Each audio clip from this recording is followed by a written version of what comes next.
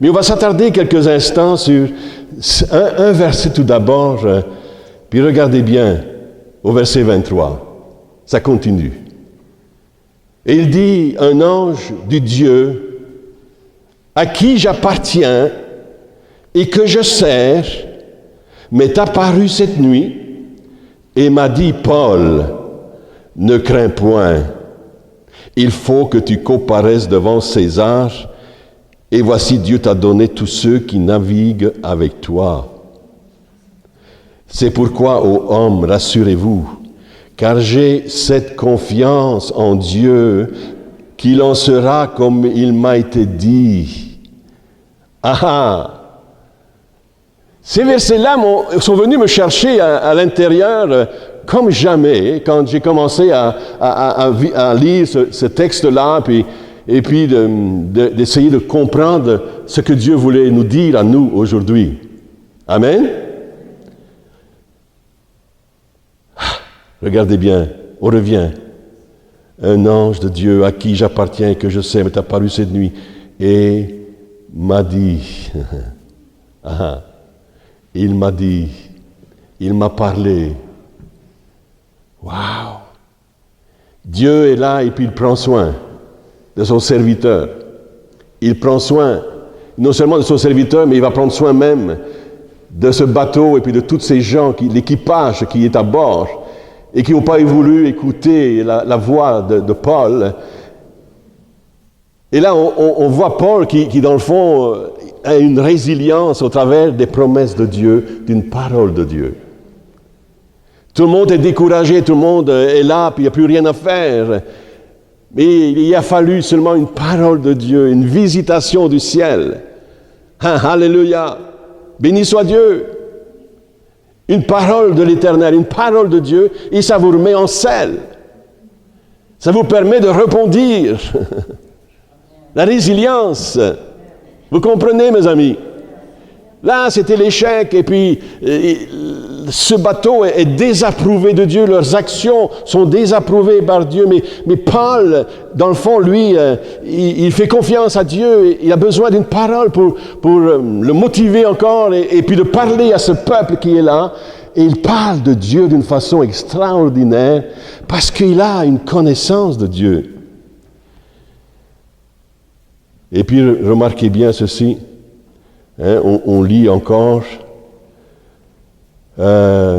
il m'a dit, Paul, ne crains point, il faut que tu comparaisses devant César. Et voici, Dieu t'a donné même ceux du navire avec toi. C'est pourquoi, ô hommes, rassurez-vous, car j'ai cette confiance en Dieu, qu'il en sera comme il m'a dit. La foi entière dans la parole de Dieu. Mais là, maintenant, ils sont en pleine tempête. Vous imaginez, là? Ils ont tout essayé, ils sont en pleine tempête, mais sauf que Dieu intervient d'une façon extraordinaire par une parole adressée à Paul, l'homme de Dieu. Et je crois que nous sommes aujourd'hui la famille de Dieu. Amen. Des hommes, des femmes de Dieu, des enfants de Dieu. Amen. Et on a le droit d'avoir une direction de Dieu par le Saint-Esprit pour chaque chose dont nous faisons face. Et parce que nous croyons la parole de Dieu, il va avoir résilience. Si nous doutons de la parole de Dieu, alors il n'y en aura pas de résilience. Vous me suivez? C'est bon, je ne sais pas tout ce qui a pu être dit dans cet endroit, les prophéties multiples, et vous dites, oui, mais c'est bien beau, non? Dieu a parlé, Dieu a dit ceci, mais il n'y a rien qui se passe de ce genre-là, hein? Mais croyez que Dieu prépare le terrain, que Dieu prépare les cœurs, que Dieu prépare l'Église.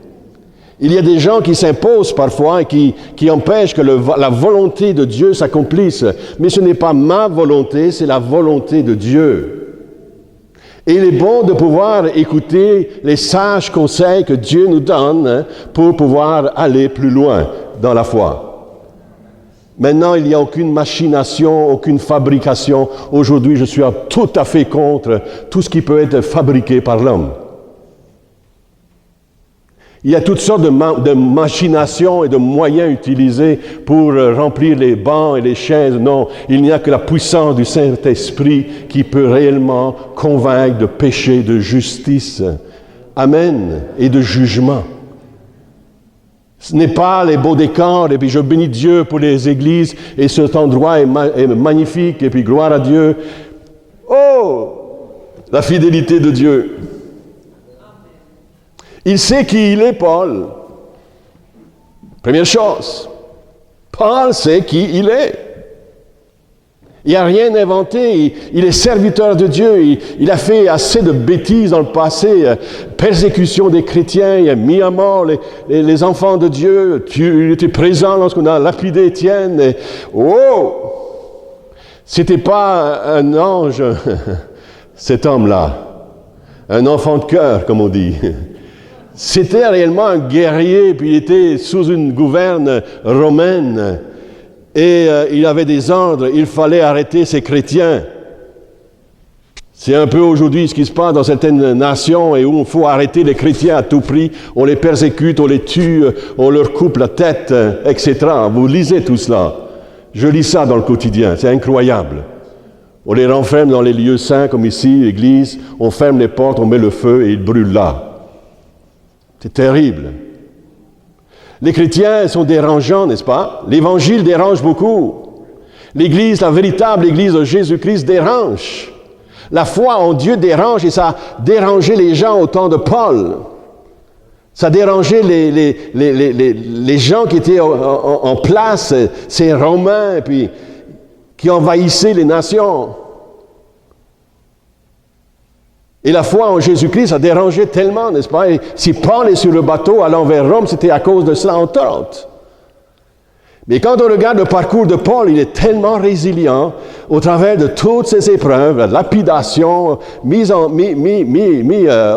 prison, et puis il avait faim tout à l'heure, puis il a vécu toutes les tempêtes et les privations, nous dit l'Écriture, et il a vécu tellement de choses terribles et de l'opposition de la part des chefs religieux et des autorités en place.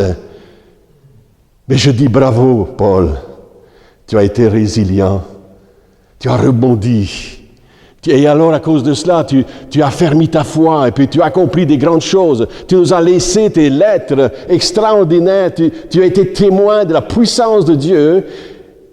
Et comment on peut être résilient dans la foi et dans le service de Dieu. Amen. Je dis bravo, Paul. Et puis là, il arrive sur ce bateau-là.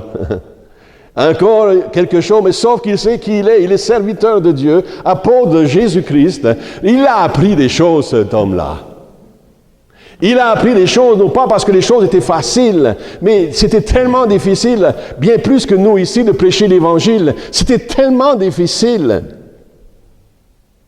Et il a appris au travers de tout ça l'obéissance, et au travers de ça de faire confiance à Dieu, et de rebondir dans chaque situation. Et Dieu a pris soin de lui. Étape après étape. Dans votre vie quotidienne, si vous vivez 90 ans ou 100 ans, comme moi, je suis sûr que je vais vivre 100 ans. En tout cas, c'est ce que ma femme souhaite. Je ne sais pas ce qu'elle va penser quand j'aurai ma petite canne, là, puis... En tout cas. Notre frère Billy Graham, 98 ans. Bravo Billy. Amen. Et il a été résilient durant toutes ces années-là à prêcher l'Évangile et les multitudes sont venues à Christ. Alléluia. Ah, je l'ai vu cet homme. On était avec lui sur l'estrade. À Amsterdam, on était convoqués là par l'administration Billy Graham. On était dans un congrès de 10 jours avec lui. Et à un certain moment, on reçoit une lettre. Un matin, on dit, voici, vous êtes sur l'estrade avec Billy Graham. Wow! Et ça fait chaud au cœur, non? Il y avait 10 000 évangélistes. Et parmi les 10 000 évangélistes, Jean et Violette, parmi d'autres, évidemment, sur l'estrade, pour représenter le Québec. Wow! Ouais, dites-le, wow!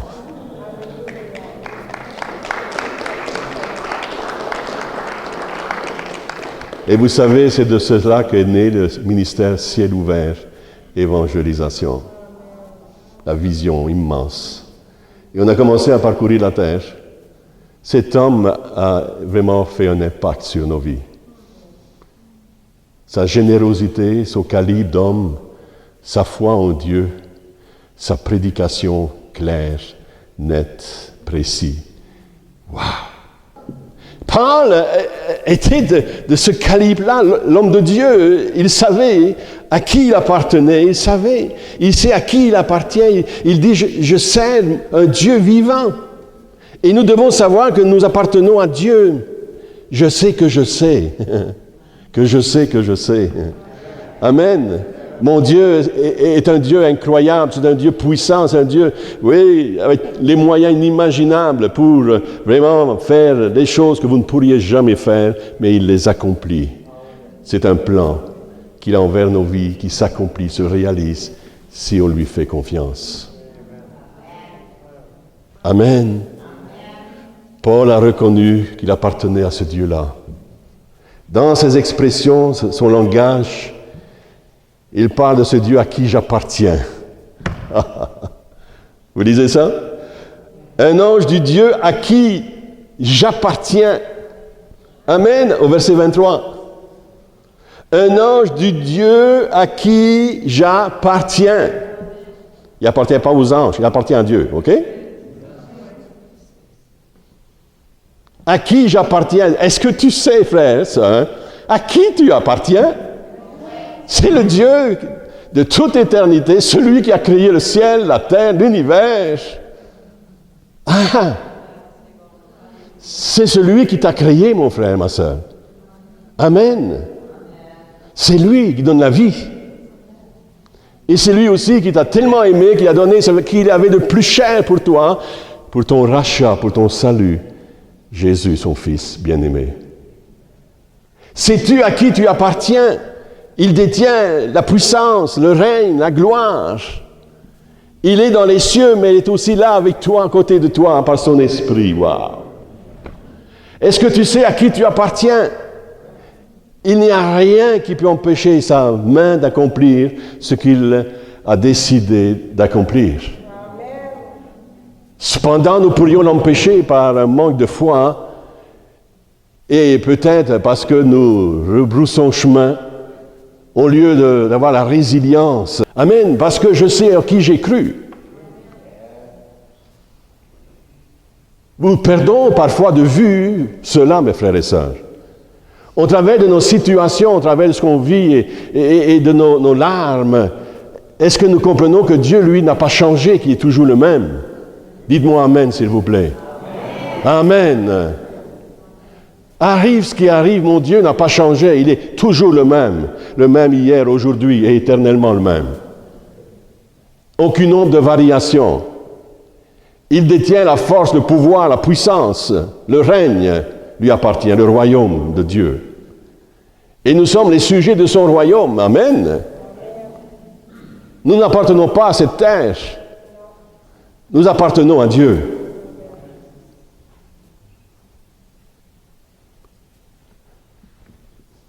J'ai été vraiment béni en le relisant ce texte-là. Et il parle de ce Dieu-là à qui j'appartiens. Wow! Essayez de juste réfléchir. Ce Dieu à qui j'appartiens. Je ne suis plus un étranger. Amen. J'ai été adopté dans la famille de Dieu. Je suis un de ses fils, vous êtes un de ses fils, une de ses filles. Vous faites partie du royaume de Dieu. Et il a imparti en vous son pouvoir, sa puissance, son Esprit Saint. Amen. Rien ne devrait pouvoir vous résister ni me résister. Si je dis, diable, tu t'en vas, il s'en va. Au nom de Jésus. Il nous a donné le pouvoir de marcher sur les serpents, les scorpions, les puissances des ténèbres. Comment se fait-il qu'on se laisse envelopper par toutes ces ténèbres encore dans nos vies? C'est vrai que nous ne nierons pas qu'il y a la méchanceté sur cette terre et il faut y vivre pour le savoir et nous y sommes sur cette terre. Et Dieu a vécu, il a marché sur cette terre. Et il sait qu'est-ce que l'homme vaut aussi. Mais dans son grand amour, il a donné sa vie pour racheter l'humanité. Pour racheter tous ces gens-là qui font la guerre au peuple de Dieu aujourd'hui. Tous ceux qui insultent le peuple de Dieu. Pourtant, Dieu les aime. C'est difficile d'aimer ceux qui nous haïssent, n'est-ce pas? C'est difficile d'haïr ceux qui nous tuent et qui tuent nos enfants, qui jettent des bombes dans des villes et il y a des enfants qui meurent. C'est difficile de dire que Dieu les aime pourtant. Dieu les aime cependant, puis Dieu veut les sauver. Et il y a des frères et sœurs qui sont là-bas sur place et qui prêchent l'Évangile à cette armée Daesh. Et il y a des gens qui se convertissent à Jésus-Christ, de ces gens qui fuient la guerre. Parce qu'il y a une puissance dans l'Évangile. L'Évangile est une puissance libératrice qui brise les fers, les chaînes. Je crois encore dans la prédication de l'Évangile. Pas seulement par des séminaires, oui c'est bon parfois d'entendre ce qu'on entend, mais ce n'est pas suffisant, il faut qu'il y ait un cœur qui reçoive et qui boive et qui vive la parole de Dieu. Sauf que nous avons un grand Dieu qui est plus grand que les hommes. Amen. Et si les hommes ne sont pas remplis du Saint-Esprit, ce qu'ils peuvent annoncer est juste une philosophie parfois. Mais si vous voulez voir un réveil de Dieu, arrêtez-vous quelques instants, levez la tête, levez les yeux vers celui qui peut vous envoyer le réveil. Le réveil, vous ne pouvez pas le confectionner. Vous ne pouvez pas fabriquer un réveil. Essayez pas même de faire une réplique des choses d'autrefois. Vivez la pleine puissance du Saint-Esprit. Mettez vos vies en ordre avec Dieu et recherchez le pouvoir d'en haut, non pas le pouvoir des hommes. Béni soit Dieu pour les dons spirituels et je suis parfaitement d'accord. Tout notre ministère et toute notre vie a été dirigé par les dons spirituels, des visions, des rêves. Dieu nous a parlé tantôt d'une façon et d'une autre. Et toutes ces années-là, nous avons vu la main de Dieu. Dieu a parlé par les hommes de Dieu, par des prophètes. Et alors, comprenez-moi bien, frères et sœurs, je ne suis pas contre ces choses-là. Vous me suivez? Mais aujourd'hui, je me dis, Seigneur, ce que nous avons besoin, c'est de voir ta gloire qui resplendit sur les visages de ceux qui prêchent l'Évangile. De les voir en ébullition, de les voir remplis du Saint-Esprit. Non pas juste d'éléments et d'arguments et puis ceci, cela, mais d'avoir une vie remplie et sous l'onction du Saint-Esprit qui va faire flancher, qui faiblit et affaiblissant le royaume des ténèbres. Nous devons donc reconnaître que c'est juste, dans le fond, une tempête. On vit des situations et puis on vit une tempête. Ici, ça semble simpliste, mais finalement, pour l'apôtre Paul, eh bien pour lui, tout à coup, avec les promesses de Dieu, il vivait une tempête, mais il se disait, bon, ben c'est juste une tempête, et on va passer au travers. Ça va s'arrêter quelque part. On va être sauvés. Si nous pouvions avoir ce langage-là, tenir ce langage, dans le fond, c'est juste une tempête. Amen. Ça souffle fort, c'est vrai. Et puis le bateau est agité de toutes parts, mais c'est juste une tempête. Et puis Dieu est plus grand que les tempêtes. Il parle, il dit, il commande, tais-toi, silence. Et la tempête se tait. Ah, les gens qui sont sur le bateau, les disciples, mais qui est donc celui-ci qui commande même à la tempête, au vent? Qui est donc celui-ci? C'est le roi des rois, le seigneur des seigneurs, le roi de gloire. C'est notre champion. C'est celui qui a tout accompli, qui est capable de n'importe quoi. Mon frère, ma soeur, je voudrais tellement booster, comme on dit, je ne suis pas en bon anglais, mais booster. Ah, les batteries. Et puis que réellement, il y ait résilience. Résilience. C'est ma prière pour vous. Mais voyez-vous, il y a des choses ici à savoir. Restez toujours dans ce verset 23. Hein? Nous devons savoir à qui nous appartenons. Je sais que je sais. Reconnaître que c'est juste une tempête aussi. Pour le reste, Dieu est en plein contrôle et nous allons passer au travers. Amen. Alors vous et moi devons regarder cette tempête et dire, je suis un enfant de Dieu. Dites avec moi, je suis un enfant de Dieu. Je fais partie de la famille de Dieu. Tempête, tu ne pourras pas me détruire.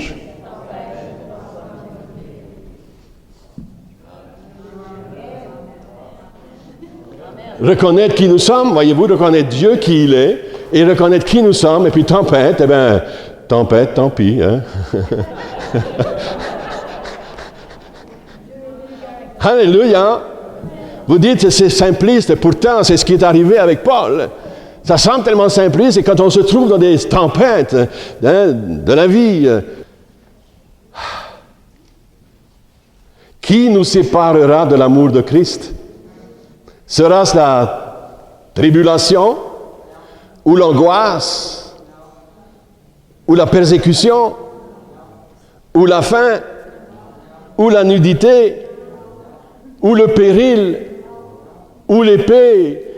Ce qui est cité là, ce que Paul cite, c'est tout ce qu'il a vécu. Vous saisissez? Il parle de lui. Mais qui nous séparera de l'amour de Dieu, de Christ? Selon qu'il est écrit, c'est à cause de toi qu'on nous met à mort tous les jours, qu'on nous regarde comme des brebis destinées à la boucherie. Ça semblait pas facile à l'époque, hein? Mais dans toutes ces choses, nous sommes plus que vainqueurs par celui qui nous a aimés, c'est-à-dire Jésus. Car, je l'aime beaucoup, car, dites avec moi, car j'ai l'assurance que ni la mort, ni la vie, ni les anges, ni les dominations, ni les choses présentes, ni les choses à venir, ni les puissances, ni la hauteur, ni la profondeur, ni aucune autre créature ne pourra nous séparer de l'amour de Dieu manifesté en Jésus-Christ, notre Seigneur. Il n'y a rien ni personne, même pas la belle-mère.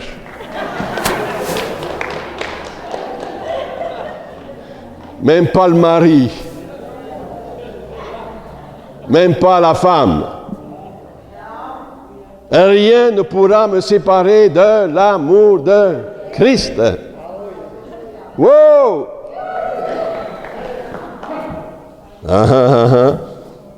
Que le diable sache que vous êtes enfants de Dieu et que Dieu protège ce qui est sien.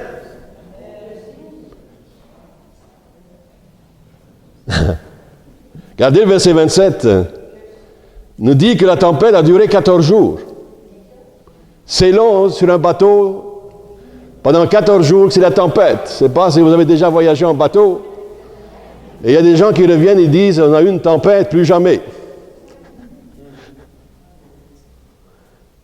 La tempête.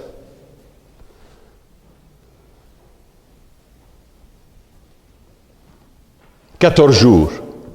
Alors rappelez au diable que le temps ou la durée de la tempête ne vous arrêtera pas.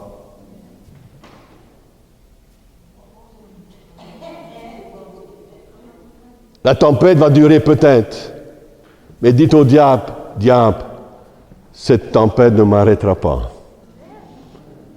Amen. C'est ça la résilience.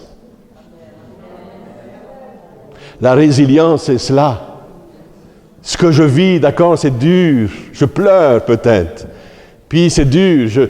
Est-ce que vous servez le Seigneur? C'est Dieu à qui j'appartiens et que je sers. Alléluia. Je suis à son service. Ma vie ne m'appartient plus, ma vie lui appartient. Et Dieu le sait. Et tout le temps, dans toutes ces années-là, on a dit, Dieu, c'est toi. Avant toute chose, on te sert. Comme tu veux, quand tu veux, où tu veux. Disponibilité, mes amis. Vous devez être disponible et de servir Dieu avant de vous servir vous-même. Avant de vous servir vous-même, vous devez servir Dieu. De chercher premièrement le royaume de Dieu, sa justice. Et l'Écriture nous dit, et le reste vous sera donné par-dessus. Amen. Je suis appelé de Dieu. Je sais qui je sers. Je sais que je suis dans son plan parfait. et je sais qu'il va me faire passer au travers. Et il m'a dit, dans le même verset, et il m'a dit, Dieu m'a dit, la promesse de Dieu, pour la confiance dans la promesse de Dieu, la parole de Dieu, nous devons toujours avoir confiance dans la parole de Dieu. Amen. Nous devons avoir confiance dans la parole de Dieu, écouter les promesses de Dieu. Il faut croire Dieu plutôt que de croire le diable. Le diable qui nous chuchote toutes sortes d'histoires à l'oreille et qui nous persuade que nous ne sommes plus comme aimés de Dieu, et puis Dieu nous a abandonnés, et puis c'est comme si on n'existe plus, on a peut-être fléchi, on a je sais quoi. Non, Dieu est là, il est notre force, il est notre sécurité, il est notre surappui. Et si on met les choses en place comme il se doit, nous allons rebondir.